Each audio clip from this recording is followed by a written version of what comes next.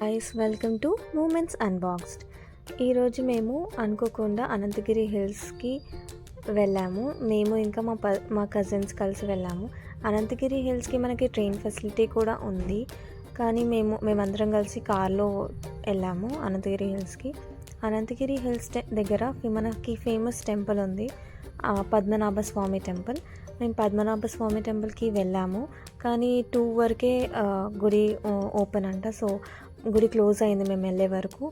So అక్కడ నుంచి Kotipalli reservoir దగ్గర కోటిపల్లి రిజర్వాయర్ దగ్గరికి వెళ్దామని ప్లాన్ చేసాము. అక్కడ అనంతగిరి హిల్స్లో మనకి చాలా మంకీస్ ఉన్నాయి, ఆ కోటిపల్లి రిజర్వాయర్ దగ్గర కూడా. అనంతగిరి హిల్స్ పద్మనాభ స్వామి టెంపుల్ దగ్గర హనుమాన్ స్టాచ్యూ బి ఉన్నది.